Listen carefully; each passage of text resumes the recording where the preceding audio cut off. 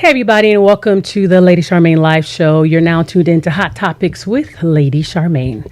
And tonight we actually have a very special hot topic tonight. We are talking about the shooting death of Stephon Clark. His shooting death literally sparked outrage around the country. There have been marches around the country from the West Coast to the East Coast, literally. And today I have some very special guests in the studio today. Stephon Clark was laid to rest earlier today, so our thoughts and prayers go out to his family. It has been a very emotional time for the city of Sacramento, for our mayor, and also for the chief of police, and especially for his family. Many people are looking for answers, and they want to know why and how can we prevent this incident from happening again. Because this is an incident that literally happened, not just in our backyard, but it literally happened in his grandmother's backyard. So tonight we're going to be discussing how do we hold officers accountable for their actions, and how do officers hold themselves accountable for their actions, especially in a case like this. We've had protests where even the Kings game was interrupted by protesters to make a valid point in a statement for the nation to hear that this is a problem that seems like it's going to never go away. So tonight we want to bring clarity to you, and the intention of this show is to hear the perspectives from a police officer and for him to hear from the community. So I invited some millennials on the show today, and I want to tell you a little bit about them, but we want to have a very intelligent conversation, and we want you to join the conversation as well. So you can call into the show at 916-226-9226, and we ask you right now to like and share this video with your family and friends if you want to chime in on this conversation that we are having tonight. And my guests today, we have Officer Henry Harry. He is a 27-year veteran, and he's also served in Humboldt County, and he currently serves here as a sheriff in Sacramento, and he's been in Sacramento for the past 22 years. I want you to help me welcome to the show Officer Henry Harry. And then we have next to him, we have college student Imani Watts. She is a model, and she has graced the covers of magazines and print ads, and she currently attends Sierra College, majoring in communications. Help me welcome Imani Watts to the show. And next to her, we have artist, inspirational speaker, community activist, Dewayne Conscious Ewing. He serves at the Oak Park Community Center, inspiring youth, and also his single Freedom inspired many during the MLK walk this past January. So help me welcome Conscious to the show. And next to him, we have Miss Aliyah Sidqe. She is an honor student at American River College. She is an accomplished Sacramento artist, and she's also a personal friend of Stephon Clark, who has been participating in the protest marches here in Sacramento. So help me welcome Miss Aliyah to the show. Well, I want to thank you all so much for joining me on the show. I know this has been a very high time here in the city of Sacramento, and it's been very emotional. There's been emotions flying everywhere because you say, you know, well, it won't happen in my city, but it happened, and it's happened before. But this one right here rung a bell with so many people because it happened in his grandmother's backyard. And I know I have Officer Henry Harry on the show because I said I wanted to hear from his perspective as well, because I know we always talk about solutions and what can be done, but I never talk to an officer about their perspective when it comes to a situation like this, and what is it that they actually see when a situation comes. So many of us have seen the video. We've seen the video. We've seen the shooting. If you have not, it's online. You can also go to YouTube and YouTube it. But I do have this question for you, officer. And then I'm going to lead off with this. At first I wasn't, but I am. And I asked you this question earlier. Do you think there is a biased treatment when it comes to African-American men and women, when it comes to perceived threats, like Dylann Roof, who is a white man who killed 9 people? And then you also have a man by the name of Nicholas Cruz. He killed 17 people. And he also gets an outpouring of fan mail. Now, Dylann Roof was able to go and get himself some lunch. They was able to feed him. And then you have a man by the name of Alex Herbo. He actually literally stabbed 21 people with 2 knives. And they tackled him to the ground, and he was taken into custody, and now he is sentenced to 23 years. But then we have a young lady by the name of Sandra Bland. For a traffic stop, she's dead. We have Philando Castile, traffic stop. He's dead. We also have Alton Sterling. He was selling CDs, and he's dead. Eric Garner was selling cigarettes, and he's dead. Trayvon Martin was just walking, and he's dead. We got Michael Brown, who was walking after a convenience store incident, and he's dead. And then we also have Amadou Diallo. He was celebrating bachelor party with his friends, having a ball. He's dead, shot 41 times. Do you think there is a bias when it comes to African Americans and white people in the treatment? So let me start out. I'm going to answer your question, but I do want to say this. Stephon Clark, I'll say his name, a tragic shooting of a young man in our community. As I've talked to law enforcement officers over the past week, black and white, folks feel a sense of loss. They know that this was a tragic shooting, and they expressed to me that they feel some sorrow for the family. So I hope people understand that this is not lost on the community of law enforcement officers, that a young man lost his life.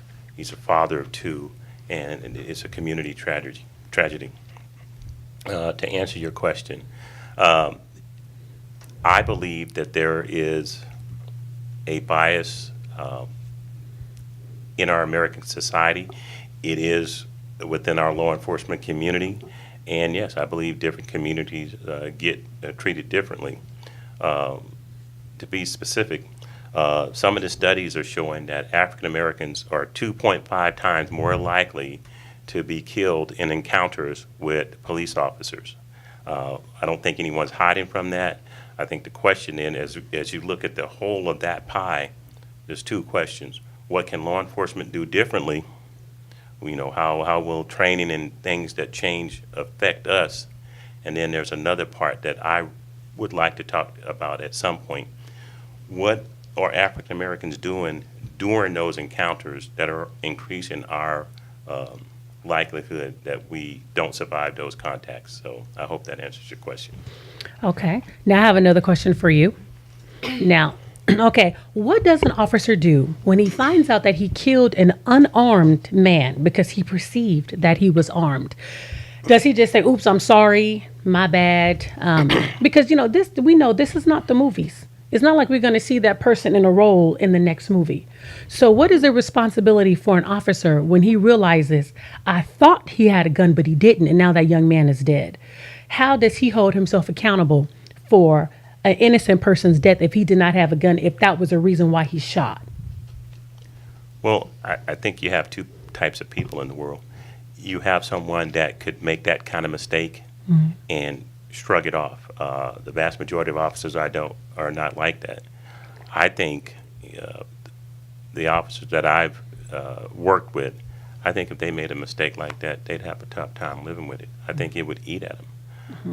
I don't think that they'd be able to express enough sorrow, and I can only imagine, and I have imagined, had I made a tragic mistake like that, how difficult it would be to live with that. So, Officer Henry Harry, my next question is protocol.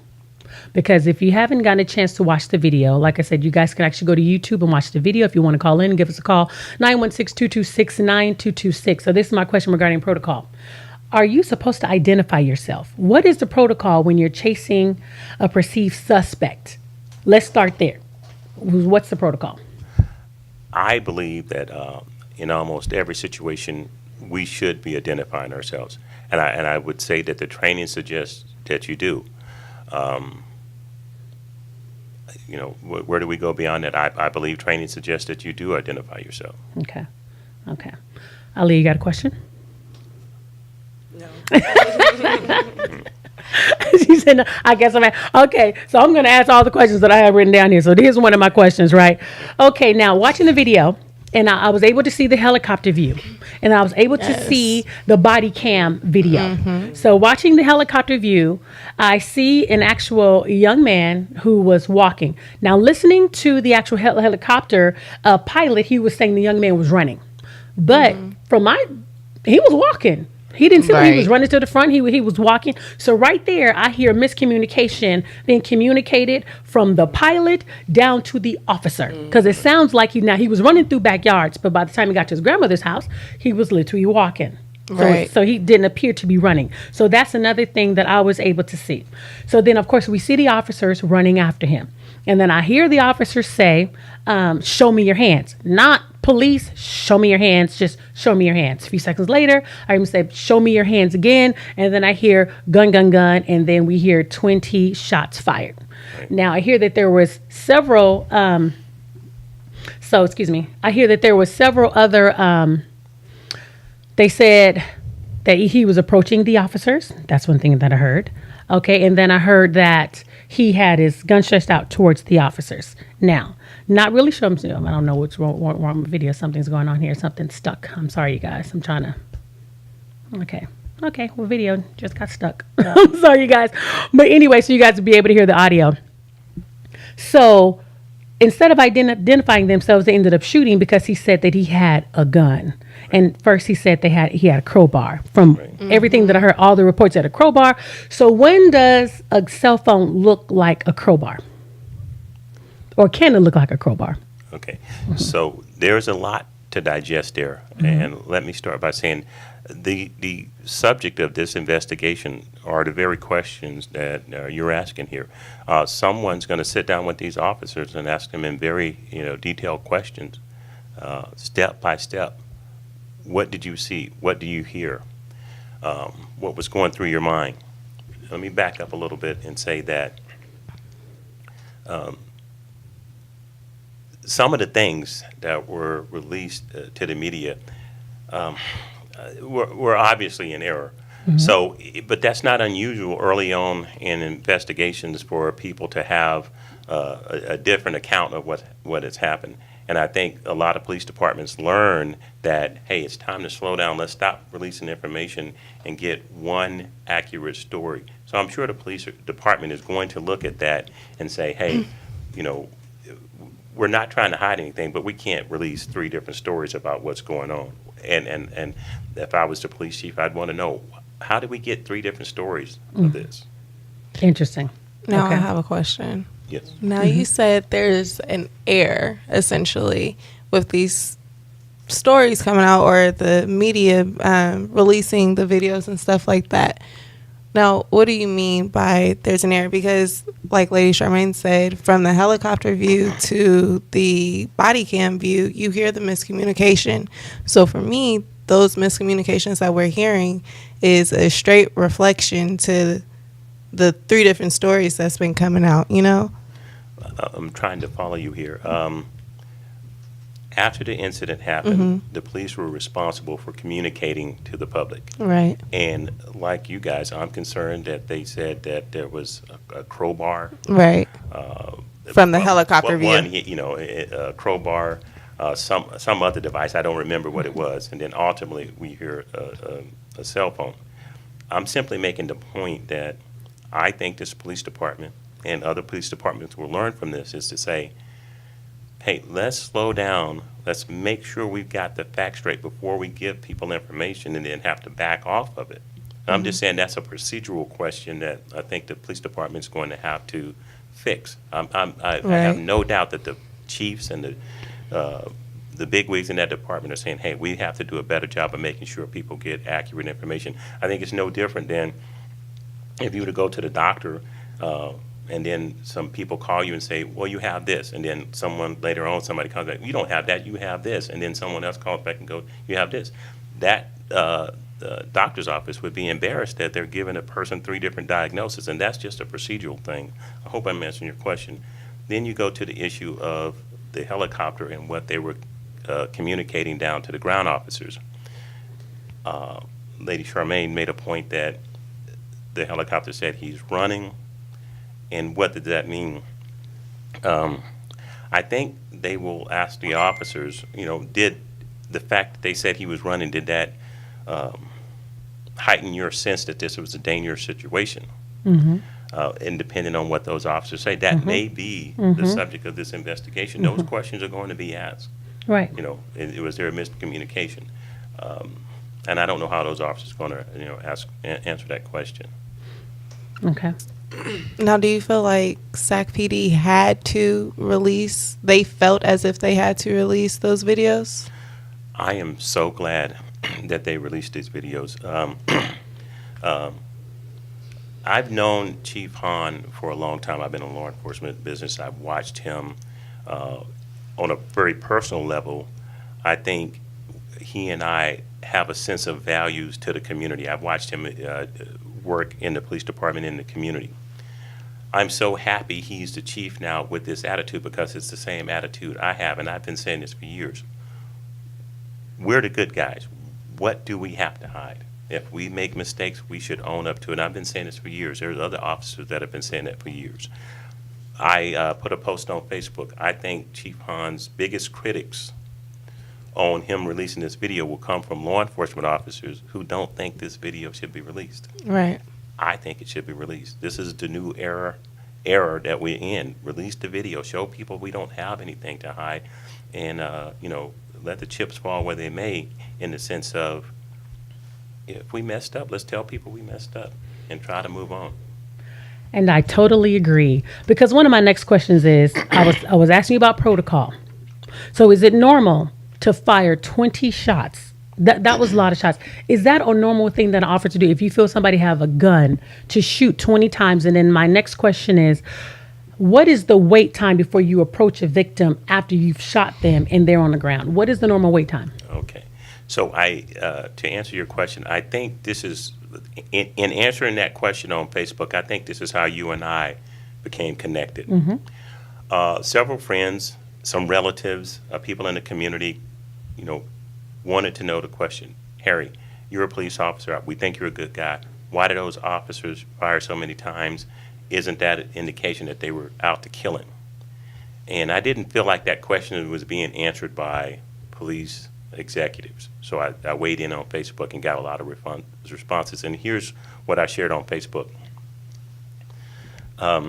In all of the police video that I've seen over the years, something happens to police officers. They get what's called tunnel vision. They lock in on what's in front of them. They see it as a threat. And a lot of times they will empty that gun, because in their minds, they're under attack, the brain takes over, survival mode takes over, and they will shoot a lot of rounds. In this case, each officer shot 10 rounds, and all of those rounds were fired in 4 seconds.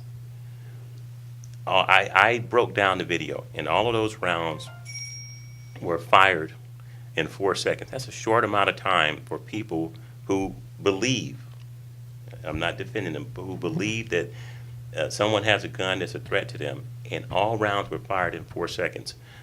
Someone pointed out to me that they could see that some of those bullets were striking the ground, and he was already down, and they thought that was too much. Mm-hmm. And what I pointed out to them is, if something's in front of you and you're under stress, it may take your brain a second or two just to process that, they actually have went down. And so you probably saw some shots continue to be fired, because it took them under that stress a second to realize he's actually gone down. Okay, go ahead, Conscious. Yeah, someone had proposed the idea that even if they felt that he had a gun, they could have potentially used the wall as a mechanism to block themselves. Absolutely. And possibly continue to ask. I just wanted to kind of propose that and put that out. Since they were behind a wall. I don't know. And when I say I don't know, that's not in defense of the officers. What they were going through, what they felt like they had to do in those seconds. Just instinctually. Yeah, in those seconds. What drove them to do that, I don't know. Right. I don't know. Let's suppose for a second that there was a third officer there. Mm-hmm. It could be that third officer may have stayed behind that wall. It could be. It could be that the third officer there may have perceived something differently, or said, hey, I'm behind cover, let me stay here. If you were to then ask the third officer on the scene, this hypothetical third officer, right. Hey, you think those guys messed up? I think that officer would say, I can't speak for them. They made a judgment call in the heat of the moment. I made a judgment call in the heat of the moment. Right. Are they going to call me a coward because I stayed behind the wall? I hope not.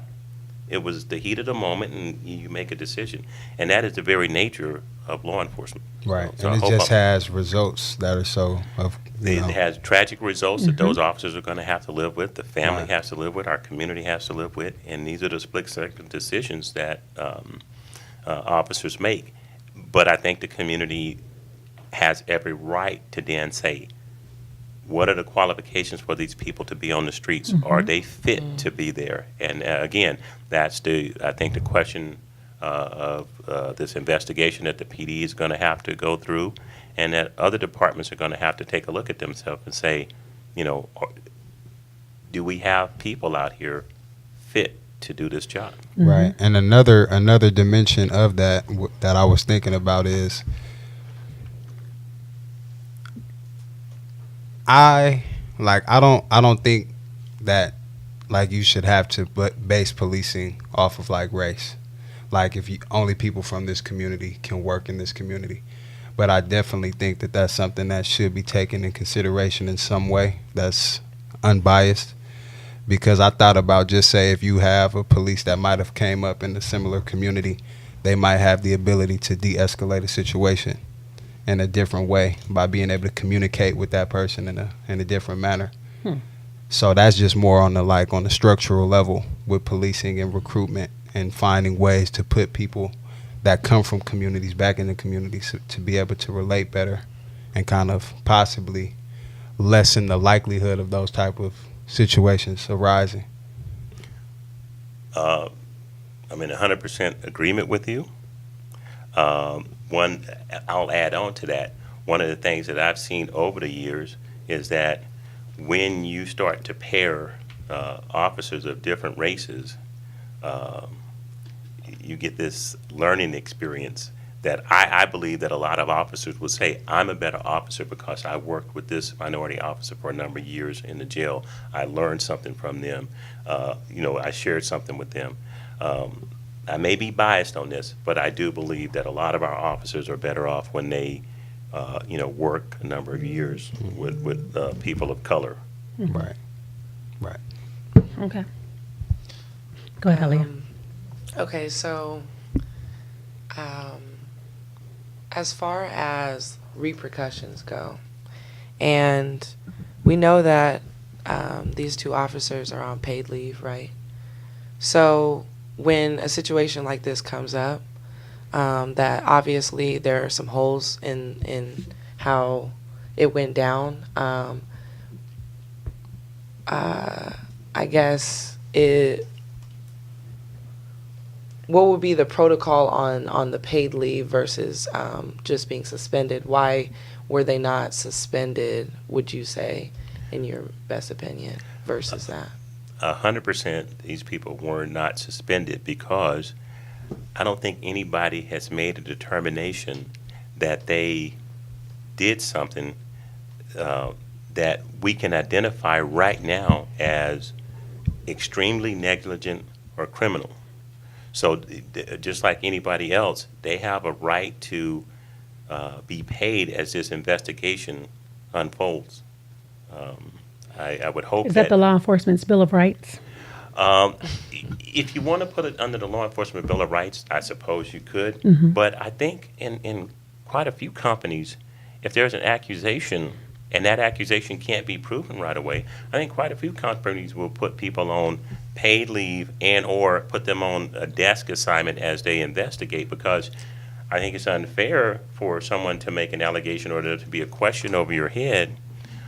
Maybe ultimately you are determined not to have violated policy or that you acted so outrageous, and then I suppose your family suffered. But what? Okay, this is my question now. Okay, we know he was wrong, and there's a young man who was dead because he was wrong, as we call it, dead wrong. Right. So when you said he had a gun, and then because you thought or you perceived he had a gun, and especially when you said you caught him as he was pointing, and when you look at the video, he wasn't pointing at you at all.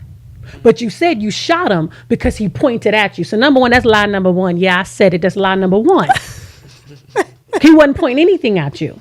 But because you didn't think they was going to release the video, so now you got to backtrack because now we saw Right. it. Because as long as it's on paper, you're able to say he pointed it right at me. He was coming towards me. He wasn't coming towards you. He didn't approach you. He didn't point anything at you. Right. So that's two things right there. So number one, you lied if that's what you put in your report.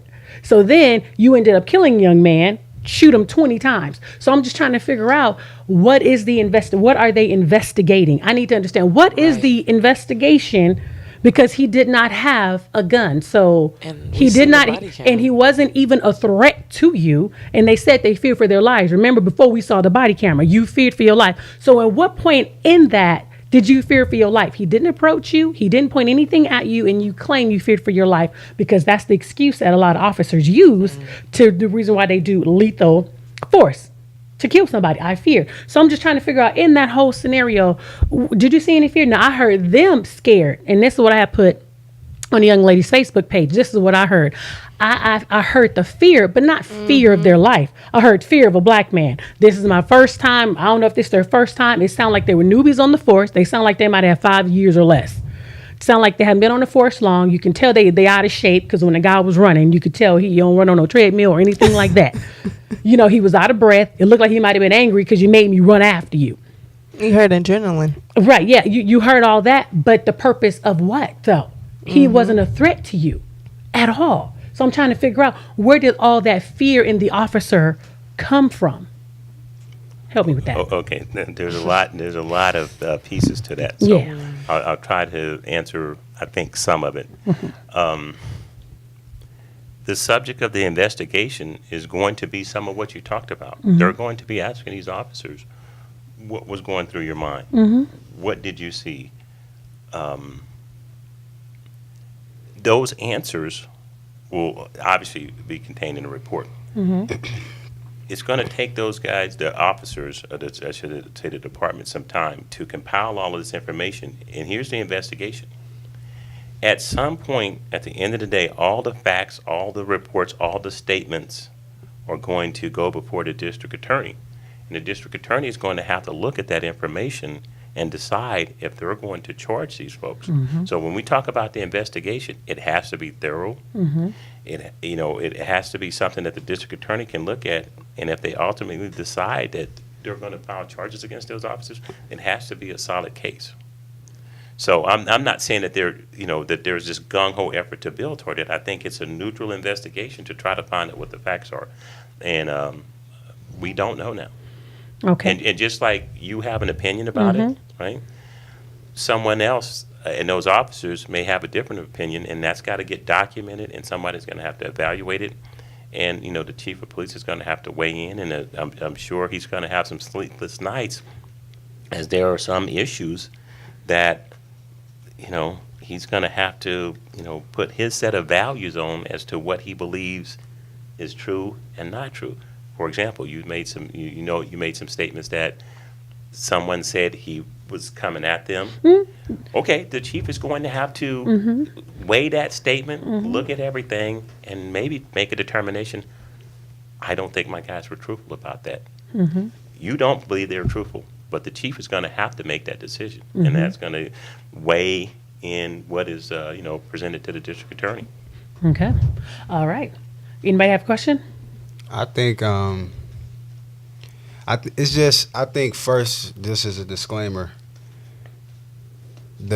Someone's life being taken is like it's no compensation for that. It's nothing. There's no way you could justify it under any. Well, if it's something that was an obvious threat, of course you would have to do that. But in circumstances where things are not clear, it's just like, I don't know, like when you watch the video, you can see how everything is unfolding. And it was a point where officers, they were saying, like, put your hands up. I heard that. They said that a couple times. And Or from show the me your video, hands. right, show me your hands. And you can't really see Stephon. So even throughout the whole thing, it's a lot of stuff that's unclear. But they did make that effort, right? But then the flip side is like the question I asked. Although they did make that effort and you can't see his hands up necessarily, does that then say that you overstepped that to then start letting off shots. So I just feel like whichever way you feel about the situation, we definitely have to address it and be real about the facts of the situation. But I think where a lot of the discomfort and people feeling outraged is, just the life being gone. But I think from both sides you can have some type of understanding. You could definitely see, the police chasing and being proactive in that situation. But then we have to I think that's where it ties back to the structural level. We have to make some changes to change the dynamics of our neighborhoods.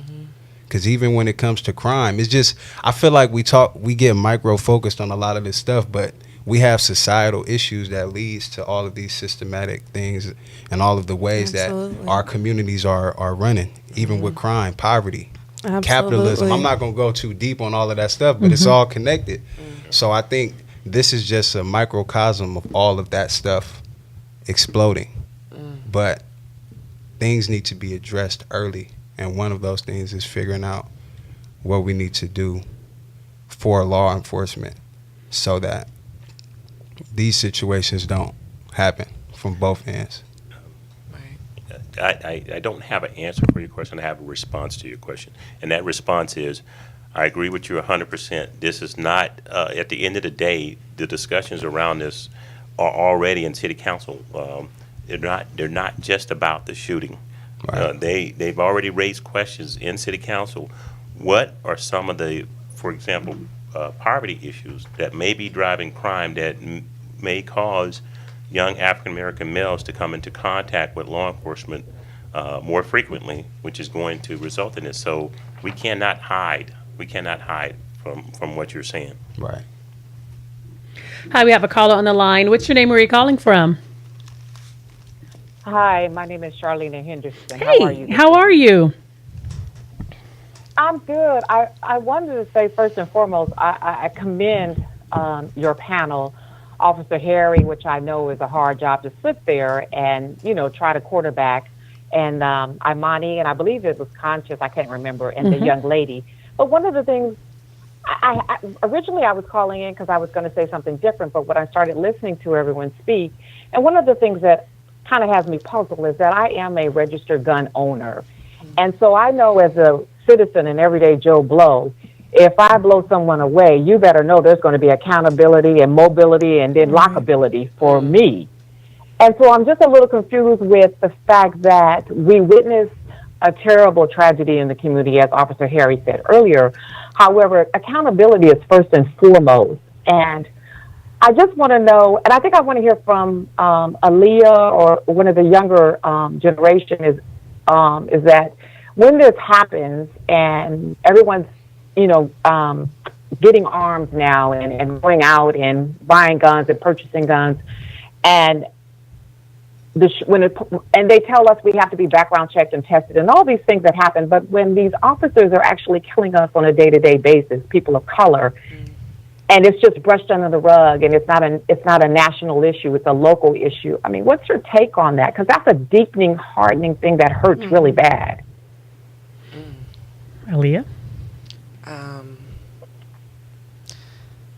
Well, I mean, it's obviously just messed up. We have a really messed up situation, a messed up system. I always grapple with the topic of like guns because I don't like the idea of guns. I think that nobody should have them really at the end of the day, but obviously that the likelihood of that happening is very slim. But it's really disheartening, and it's disheartening to know that, like you said, you could blow somebody away yourself and you know that there will be some pretty much immediate repercussions for you. But for somebody who has a badge or has a higher place or some type of status, those same repercussions aren't always, they don't get them. So it is really disheartening. Anybody else? Anybody else want to answer? Conscious? I can say, first, my community work is twofold. So I've worked directly in the community for the city of Sacramento for the past 5 years, working in the Oak Park community. And as of recent, I got involved with an anti-violence initiative that was mainly targeting gang violence with Sacramento PD. So I've had the opportunity to begin to develop some relationships with officers and kind of, see some different sides of policing. And one of my first motivations with even reaching out to be a part of working with police was I went to this, the concert, what was it called? Imagine Justice, and I seen they were talking about like schools, not prisons, and just all of the different messages. And I was like, you know what? Like, we need a seat at the table. Yeah. Because if all us butting heads, like, it's not going to work. So we need some voices of reason, and we need to be able to start having that dialogue. So while our main focus was anti-violence, the initial goal was to be able to have a seat at that table to start having these conversations about how can we improve the situation to stop these types of things from going on. So I just want to put that disclaimer as a way to say, like, I have empathy for police too. I'm not just super pro community and just anti-police. So I can, and I'm not vice versa. I'm not the opposite way. I can see from both sides, but I also see again that there are systematic issues that need to be addressed, and some of it is on a poverty level, some of it is on just the policing on the structural level. So it's always unfortunate to witness these types of things happen in our communities, but I feel like if there's not a change, like a drastic change, I don't see how it's going to stop. Because it's just the nature of our social reality. So it's just kind of a manifestation of that. I don't want to interrupt you. I just wanted to see if I'm okay. Is the caller still on the line? Yes, she's still on the line. So, yeah, I was addressing that. I hope I kind of got lost in what I was saying. Did that help you, Charlena? But, we No, it did. I just wanted to hear them, but before I get off the line so other callers could call in, I really want to say to Officer Harry that I commend you, and I find you to be a man of integrity and sit before everyone in our community and attempt to answer these questions. So it's just a blessing that you're there. Lady Charmaine, thank you for the panel. Oh, you're so welcome. Thank you so much for calling in. Thank you. Bye-bye. Now go ahead. Okay, the caller's gone. She can still hear you, though, live on Facebook. She can still hear me. I wanted to say to her that I sincerely hope that if she ever has to use her gun in the protection of her life, that those responding law enforcement folks will do a thorough investigation before they just decide we're going to lock her up or we're going to focus on her as the bad guy. Talking to witnesses, being neutral. If she finds herself in a situation where she truly had to defend herself, and that's the same thing I'm just saying for these officers. Somebody has to take the time and look at this, and that's what I believe law enforcement is doing. I don't think anybody's in defense of these officers. I don't think anybody is saying that they didn't do anything wrong. Fairness dictates that they do a thorough investigation before they suspend them or take any type of disciplinary action against them. Okay, well, I have another question. Now, it took 6 minutes for the officers to check on Stephon. They waited for backup. Is that normal protocol? Because if you shot 20 rounds, he might be dead. Or if he was alive, he probably after 6 minutes, because we know that after 3 minutes, if you lose oxygen to the brain, it causes brain damage. And they waited for backup. Is that normal protocol? And then when they did approach him, they handcuffed him first before they did CPR. So I need some understanding. So is that normal protocol? In a nutshell, yes. But to explain, those circumstances could have been totally different. Let's say if this would have been the case. Let's say that some additional officers would have been even closer. And so once they said, hey, I've got a guy down, suppose an officer who was just feet behind them said, okay, I have a shield. And what a shield is, it's a metal shield with some protective coating over it, and it has a plexiglass window. This allows officers to team up, move up on a person while having cover if they are, playing. Okay. Like the female officer said, he could be pretending. Right. So let's assume that that person would have had that shield in the car right away. It may have changed the dynamics, and maybe they could have approached him within 1 minute or 2 minutes, depending on the tools that were available. So I only say that to say I don't know what tools were available to them. Obviously, the officer was concerned about that. So, But my thing is, you could visibly see that he's not moving. After 1 minute, 2 minutes, he's not moving. He's still in the same position and hasn't moved. And then to talk to him as if he gonna look up and be like, "Yeah, man, I'm all right." Mm-hmm. I don't understand that. So go ahead. So once again, I think the officers on scene have to make that call. I think the dynamics would have changed had they had some tools more available. Mm-hmm. I don't know if I can answer your question. This may be something that you have to take up with the chief, and I don't know how. So why he is can give you a handcuffs different necessary though answer. for a body for a person that's not moving? Why is handcuffs necessary? Let's just use one example or one reason. Absolutely, training. Okay. We are trained that way. We're trained that way, and so if these officers in a stressful situation, they're probably reverting back to training. Go up, handcuff a person, and then assess what's going on with them. Mm-hmm. Okay. One young lady said, "I can't with these answers. Lady Charmaine gotta go." So I guess you don't like the answers that you're giving. Go ahead. I keep on hearing training and training and training. So I think for the person that has no type of interest in being a police officer, thank you for doing your job. But overall, when do we look past the aspect of training from the protection aspect, but we look at it as if, well, if I just shot him or if I feel like my life is in danger, train me on how I should deal with that. Train me that way I'm not taking somebody's life. Train me that I may be healed and I have that thought process to understand, oh, I'm in danger. Like if there was a mass shooting with the guy that shot the 17 people or whatever, you can't tell me any of those officers didn't feel like their lives were in danger, but yet he didn't die.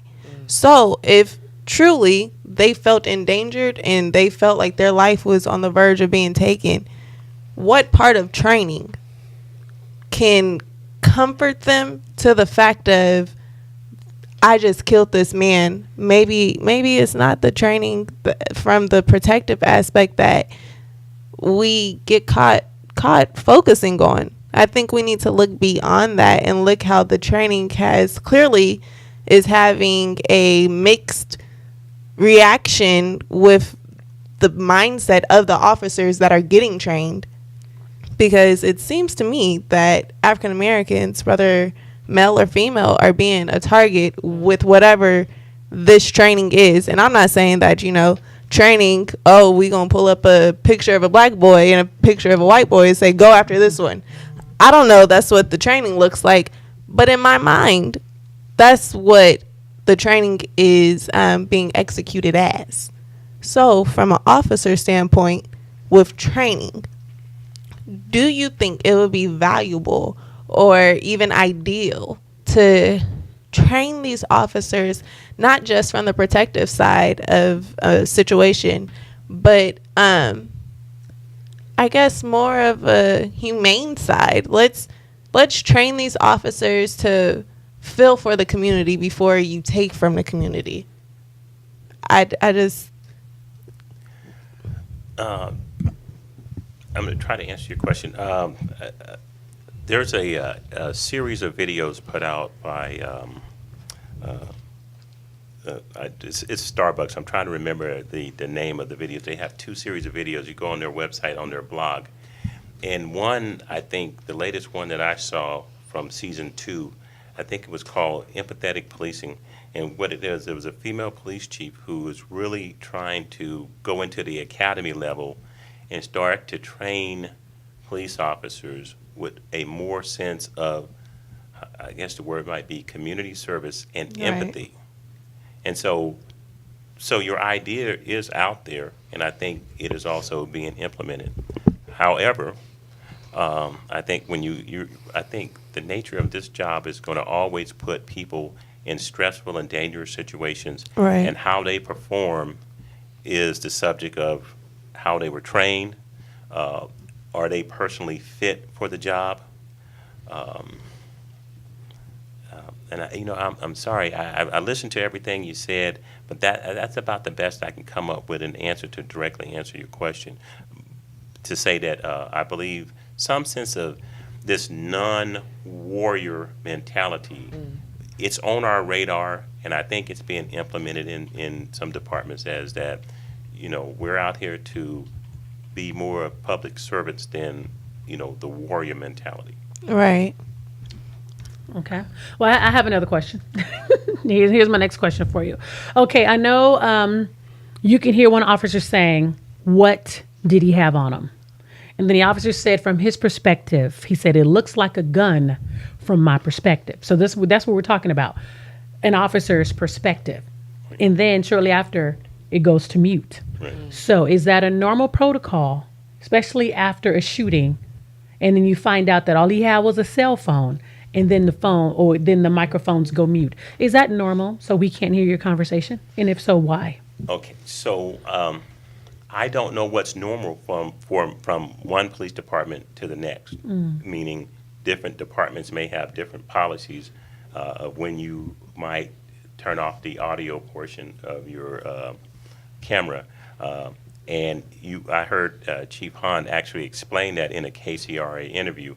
I think what he said was, this is a new technology, and as they come into incidents like this, they learn what they should and shouldn't do and how the policies need to be modified. Now, some people may throw rocks at me for this, but I'll stand here and take the rock throwing.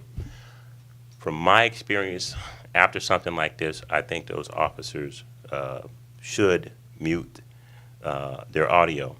Not because you're trying to hide anything, but because I think in emotional situations like that, things may be said that don't really reflect your values, but in an emotional situation, you or someone next to you may say something that I think that's the word I'm trying to say, that may be inappropriate, but it's not indicative of trying to cover something up. Inappropriate. Okay, so Thank you. let me see if I can give you an example. I read an article a while back where it said nurses at, I think, hospitals say some really negative things about the patients that they treat sometimes. And I think the writer of the story was basically saying, hey, if you could be outside the room and hear these nurses say things about these patients, you wouldn't believe what they say. However, I think those nurses are probably giving these people great care. They're probably very professional when they're dealing with the patient. But if they go back around the corner and maybe refer to that one of the patients as a B, if you heard that and you had audio tape of that, that would greatly affect how you think this person is giving this person treatment. Or if the patient end up dead and they get caught calling them a B. Right. But the fact that they did this stuff, in shop talk around the corner away from the patient, does that really mean that they gave the person subpar service? And so that's my concern. In this business, we get callous.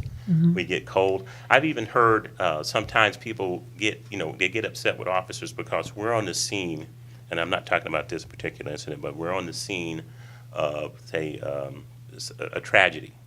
But we're laughing and we're talking. And somebody gets that on video and they think, oh, those officers are insensitive. I've been doing this job a long time and I am sensitive to folks, but if I respond to a call, I'm out here, someone else is in there, and I'm laughing and talking with a guy I haven't seen for a while, that's not indicative of me not caring about anybody. It's just that I'm out here and I haven't probably, developed emotional attachment. Now imagine that situation where I'm here BSing with another guy on the scene and maybe someone's baby died. When that person sees me doing that, they're going to be upset. Okay, for me. Okay. It wasn't long after Stephon was killed when they muted the mics. So that means this situation is still new and it's still fresh, and it looked like they're at the point of giving details of what happened. Because those who came on the scene, now they need to know. We have a shooting victim. Not only was he shot, he is dead. So now I need some details. Mute your mic. I need to find out what was going on. Right. Why couldn't we hear those details? Whatever you're sharing with him, if you felt that your life was threatened, we should have been able to hear all of that. There was no reason to mute your mic. Was the reason to mute your mic was because you said he had a gun? Now I need you to mute your mic, fella, because there was no gun found. Yep. So mute your mic, because we need to find out what is really going on here. So what did you really see? So now I got to hear you backtrack. I thought it was a gun. I made a mistake. I thought it was crowbar. Okay, now we need to get our story straight. So now we need to say he was advancing you. You thought it was a gun. Let's say he had a crowbar. So now we got to get this story straight, because a young man is dead. And oh my God, this is another case of a white cop killing a black man. So this is going to look horrible for the department. So we got to get our story straight. Although there was a black man that was involved as well, but you white. So you look like you led the charge, because you were the one that said it was a gun. Black man followed you, so he shot as well. He didn't see what the hell that was going on. He's trusted you because you were his partner. So he shot, you shot, but you said he had a gun. Man, there was no gun. So we got to get this story straight, because it's going to be horrible for the department and for the city, and we don't need another white cop killing a black man. So now we got to get this straight. So now we got to release the video. Community is in outrage. So no, you said, okay, he was approaching me, he had a crowbar, found out none of that happened. So here we are today. So explain that. Help me with that. Okay. I'm not sure. I'm not sure if I can address everything you say, but to get back to the point of the muting the audio, as I said in the beginning, when I said that, I know that some people will throw rocks at me. I'll be man enough to stand by my position and say we have a different opinion. I know that I bet you there's some officers that disagree with me. And this is going to be the subject for Chief Hahn and his policies and how he develops it, and how hypothetically, let's say he says, I want policy X. The city council comes in and says, no, partner, you're not going to have that policy. This is a policy that we want you to have in running our department. So we'll see how it plays out. But that's just my take. I think we say some things as officers that are not indicative of our values, but at the time when emotions are high and things are going on, anybody is subject to say things that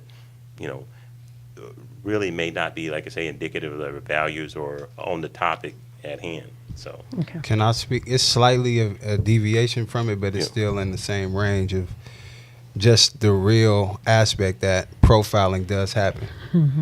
And especially as a young black man, it's just something that's a part of your daily life.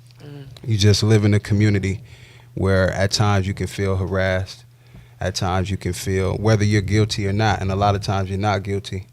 Even I grew up in Oakland, and there was times where I was put into handcuffs. I was even at UPS at work before, and someone that called the police on me and said it looked like I was stealing. So police, I was at work, and they pulled up on me, put me in handcuffs. Wow. Really? I had my scanner with the boxes and everything. Wow. And I was just like, why are y'all doing this? And they said someone called, and I was like, I was probably like 19 back. I was like, it's because I'm black. I just said it's I did. I said it's right, and that was, of course, that was just how I felt though, because I was like, I'm in full costume, whatever, work attire, and I'm coming. I got packages, scanner in my hand, and someone called.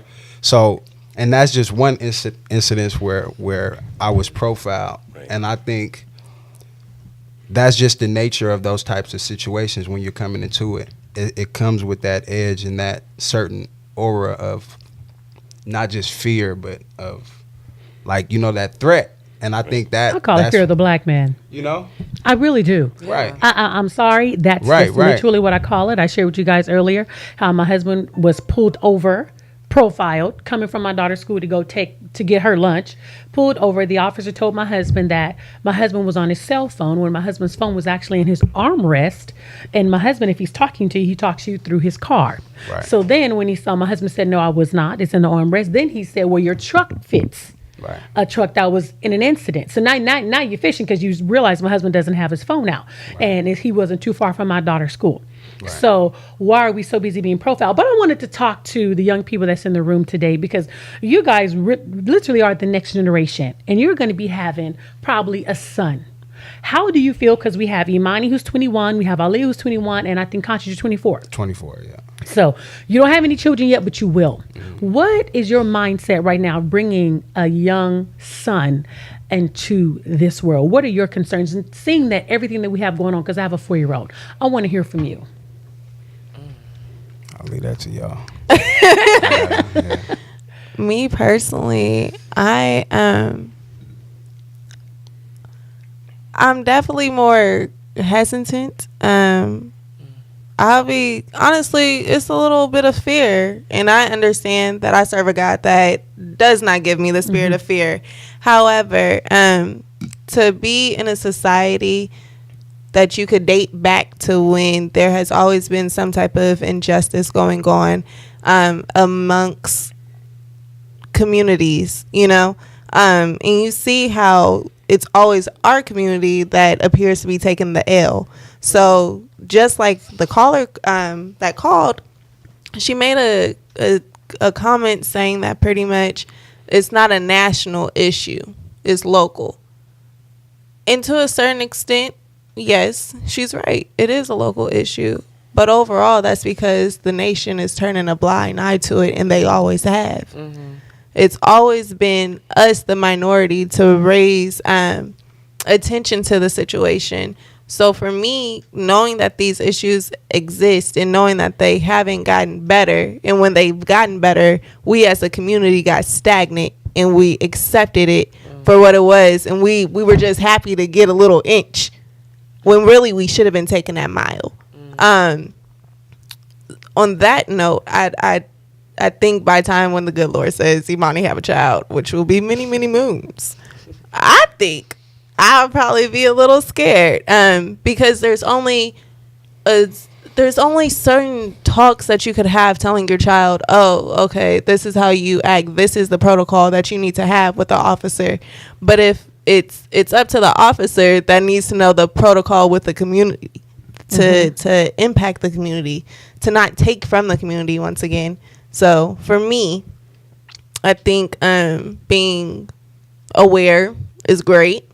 Being alert is wonderful, but it's out of our control to a certain extent when we think about the future. I have a question though. You said something, Officer Henry Harry, and you're an African American man.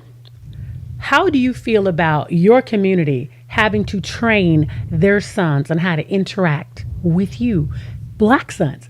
Do white parents give their sons the same training that we have to give our black boys to stay alive once they leave our house? No. I don't believe so. And I've had that conversation with both of my sons, and it is, being respectful, putting your hands on the steering wheel, moving slowly.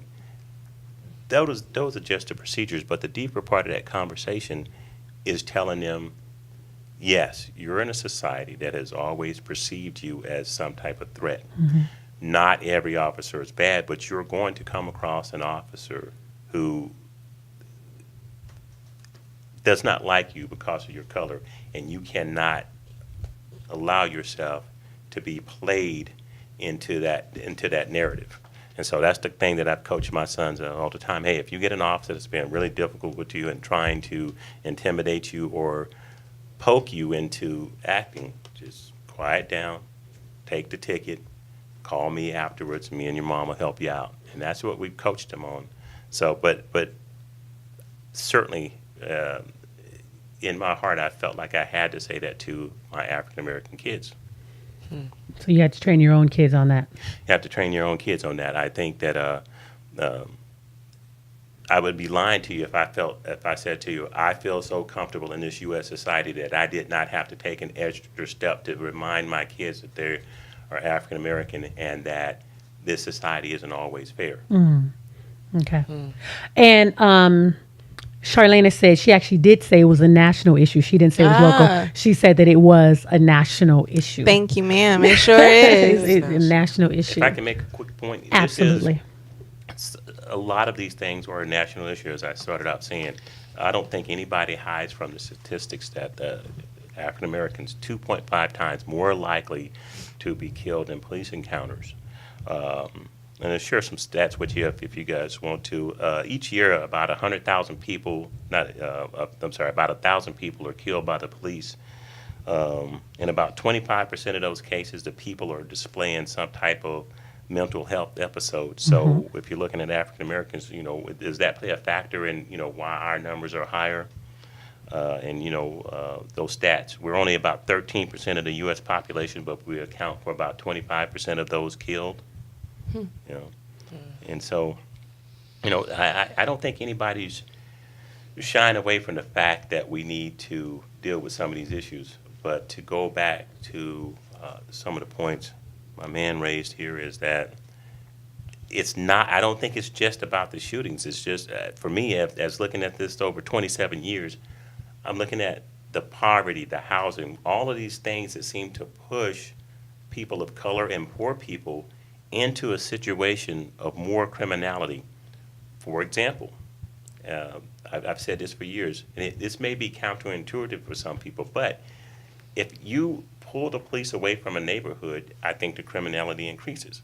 I've stood up in Board of Supervisor meeting and City Council meetings and said, you're abandoning these communities, and when you pull the police out, it is criminality that fills that void. More crime is there. So now if you as a young man or you as a young woman live in a certain community and you're doing everything right, but there's so much crime and the criminals are running the streets around you, some young folks think that they have to arm themselves to be able to live in that community. How is that driving crime?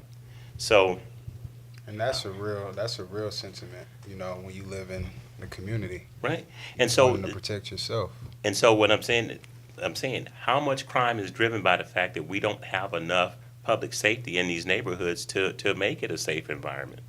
How does that then, spiral into more people with more guns, more conflicts being settled with guns because the police simply did not take care of a problem when it was in its infancy, and it's boiled over to something bigger. Very true. Interesting.